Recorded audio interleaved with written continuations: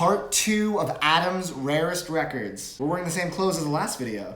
These are the only clothes I own. Me too. As promised, Adam's going to show me 5 rarities from modern day, like 90s onwards. So we got some really interesting ones, including one that I guarantee you've never seen in person before. Right after this.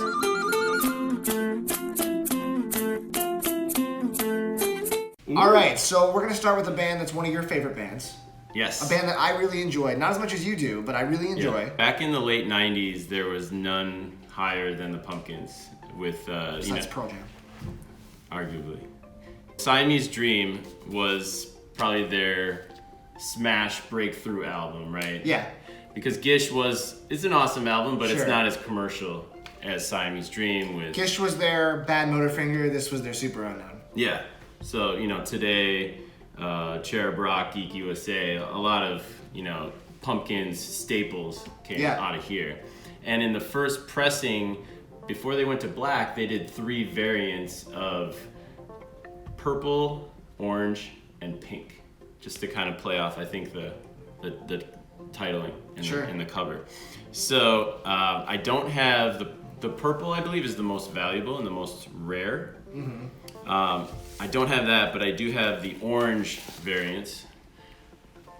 That's so cool. I love that it's like the original, because I think they did a repress on orange and white. Yeah, they've done a number of represses on black. This is an OG. It sounds incredible, and I couldn't be happier to own it. Yeah. It was one of those albums that I bought it back at a record store and just kept it sealed and put it away because I didn't even have a record player in the 90s, right? It was just good foresight. So when I came back to vinyl in the past couple of years, I found it, and it was kind of my launching off point to get back into vinyl. To dive headfirst into the wonderful world of overspending. Kind of get back into those albums that I listened to so much in the late 90s that I'd kind of abandoned. Right. So this was a great starting off point. Cool. Awesome. Okay, so after Siamese Dream was, of course, Pumpkins' magnum opus, Melancholy and the Infinite Sadness. At the time, we take it for granted how hard and edgy it is as a double album. At the time, this was not something commonly done, to release a double album of such varying degrees of, you have your sweet symphony music and your lullabies practically, and then you have just Corrigan screaming death into the microphone practically, so, and one track to the other. So it was really ahead of its time, and I think worthy of all the praise it gets as one of the best rock albums maybe ever made, right? Mm-hmm. Interesting note about the vinyl version, it has 2 songs on it that were not included on the CDs. That's always cool. I love when that happens. Yep. A reprise of Tonight, which is pretty cool. And then at the end, at the very last track, is just like Billy playing the piano. Infinite Sadness? Yes. Sounds like his life. And what's unique about the LP pressing is that it's a different track list than on the CD, which kind of jumps back and forth between tempo and speed. So what's cool about this is that all the songs start as the day as the day breaks, right? So you have Dawn with its own track listing of Melancholy, Tonight, Jelly Belly, all the softer stuff to kind of get the day started, right? And kind of transition into the middle of the day where your harder stuff comes in. On the Pink label, Bullet with Butterfly Wings, of course, their #1 single off it, and 1979 on the other side, starting off. And then just really their harder stuff, faster, more metal almost to some degree. Muzzle. Mm-hmm. And then coming back down to Dusk. Midnights and Starlight. Right, and this is where you have your more piano instrumental stuff, Tonight reprise. Yep.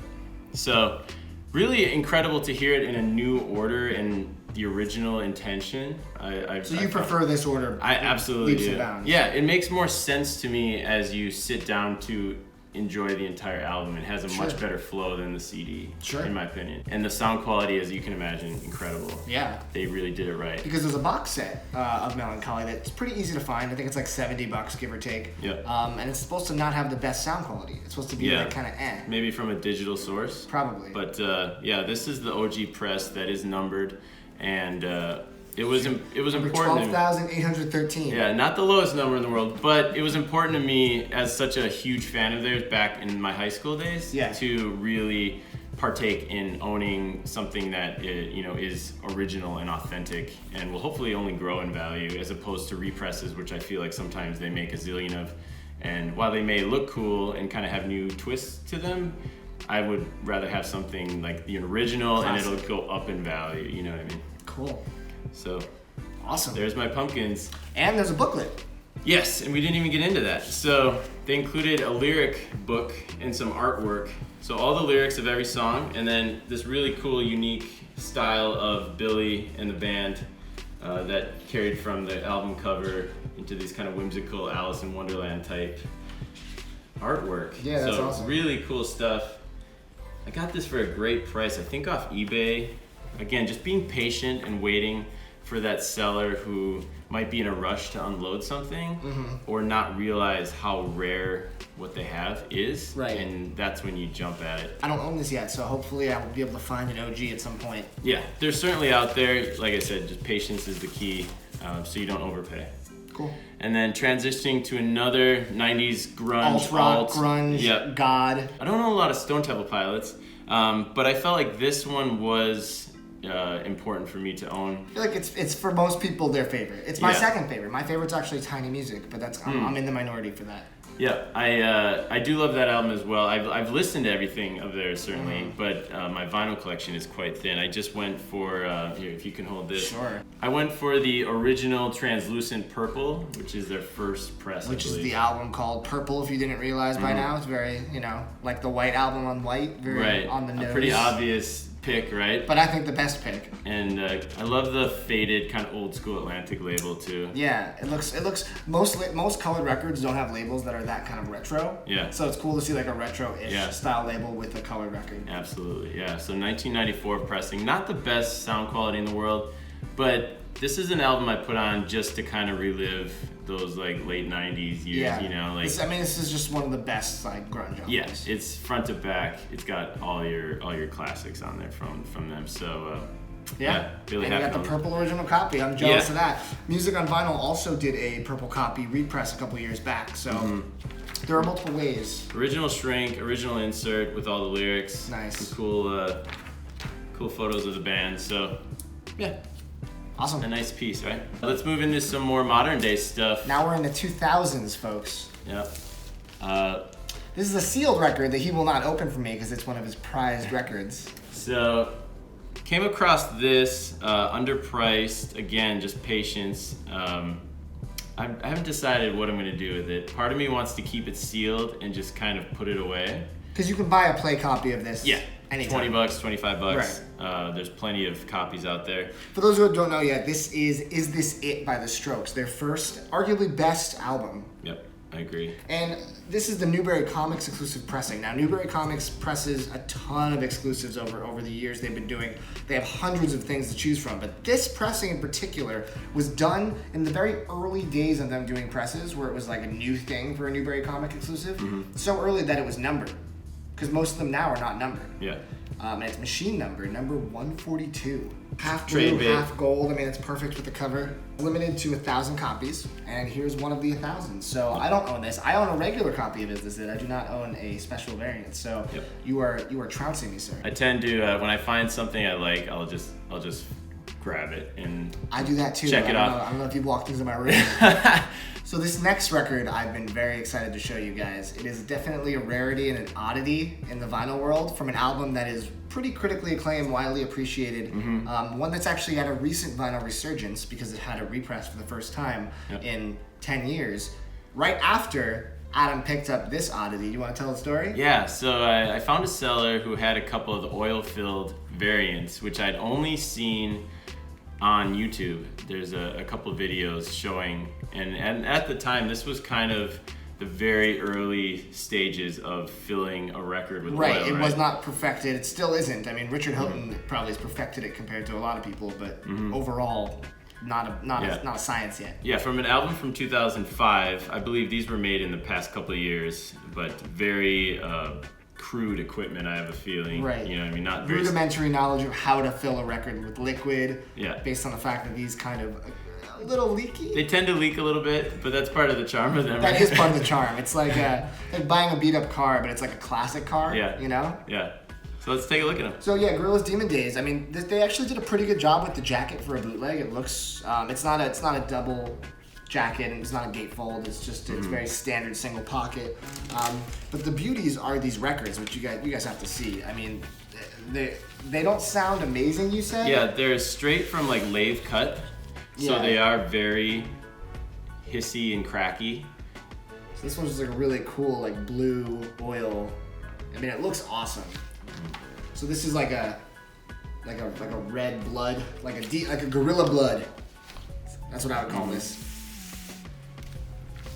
And then we have this guy, which is an even cooler blood one, I think, because the outsides are sealed with red, and the inside. So this is another really cool. It's like a lava lamp. Kind of a slower moving. Yeah. Red version. This next one's my favorite. Yeah, interesting color combo in this. Yeah. Oh, it's almost like green. It's tricolor, It's right? tricolor, yeah. It's got a little red. Trying for a tricolor. Super slow moving, which is fun. Yeah. So this is my favorite. This one's built like a tank. It's so thick. These are liquid-filled Gorillaz Demon Days records, which is, you know, there can't be more than 50 sets of these that exist, just based on a price. I think when Discogs had them for sale, they said 50. 50, that makes sense. Copies. Yeah, this is a really cool pickup. If anything, even if you're not going to listen for fidelity, even if they're a little leaky and they're, you know, the redheaded stepchildren of your discography and your collection, I think that they're really cool novelties, especially because the album's so iconic. Yeah. This is definitely a very unique. It's a good party trick to pull out too, as long as it doesn't leak on someone or anything. Exactly. Definitely a conversation starter. Do you want to say how much you paid for them? It was at the time kind of a splurge, but as a huge Gorillaz fan, I feel like, again, like these are a moment of time that probably will never be recreated. Right. Certainly for Demon Days, I wouldn't imagine. Yeah. So I'm happy to have them as a collector and as a huge fan. They're kind of a novelty at this point. I want one. I'm curious. They're kind of cool to show off a little bit. Yeah. But yeah, it was a splurge, definitely. We'll leave it at that. We'll leave it at it was a splurge. These were awesome. Thank you, Adam, for showing us some more rare records. Please leave a comment with your oddest or rarest records. I love reading them and responding whenever I can. So yeah, thanks so much. This is fun, and I'll keep collecting. And keep collecting. We can do it again. Next time you get a little batch of stuff, come on down and we'll do another video. Love to. All right, if you like this video, thumbs up and like and subscribe. Thanks, guys. Thanks, guys. Take it easy.